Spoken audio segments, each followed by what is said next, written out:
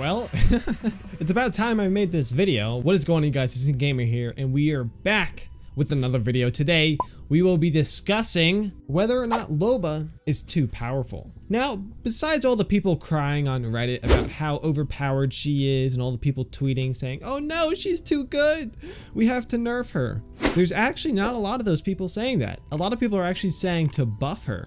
From that should answer your question with the title of the video, but stay here and just watch, because there's some important things I want to talk about that has to do with Loba. We're going to discuss her tactical ability first, and that is Burglar's best friend.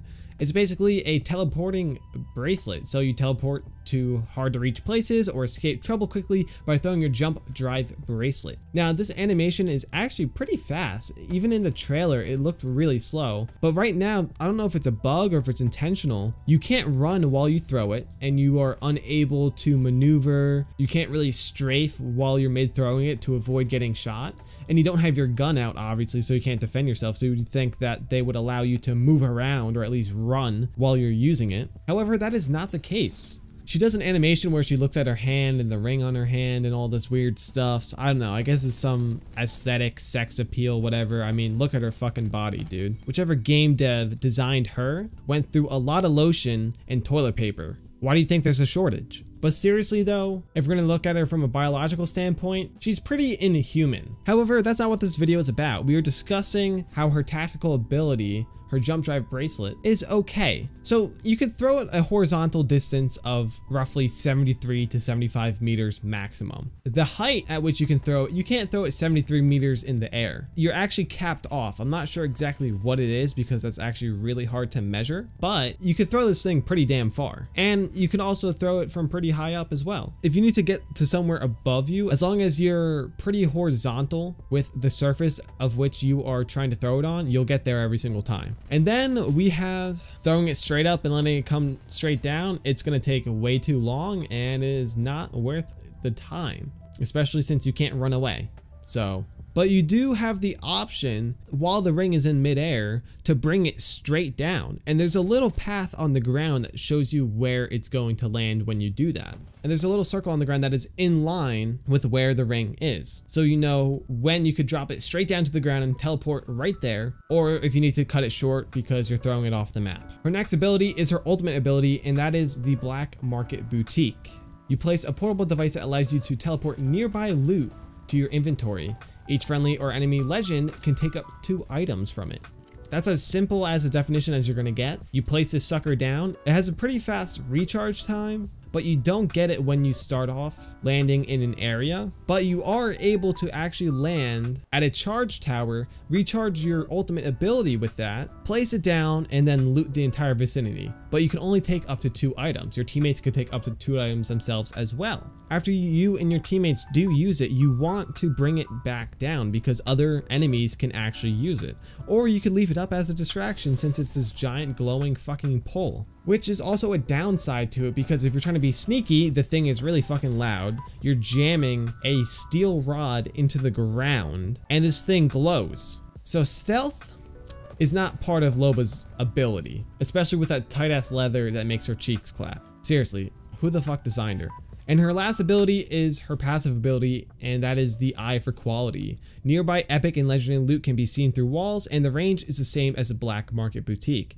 And that range is actually significantly large. It stretches a very far distance, and you can see epic and legendary loot through the walls. In my opinion, I think that they should make the outline of what the loot is a little easier to understand, because I have been mistaking barrel stabilizers, Phoenix kits, all that good stuff as a purple body armor.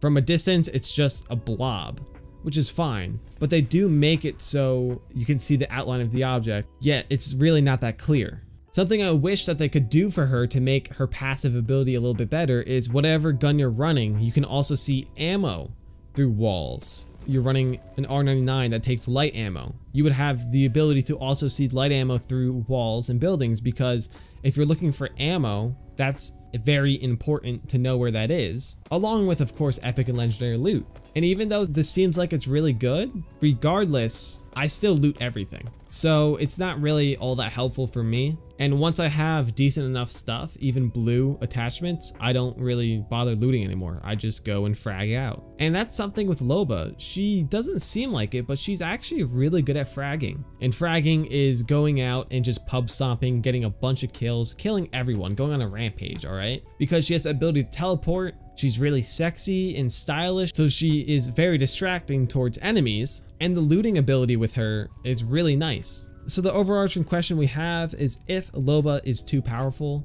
and the answer to that is a big fat no.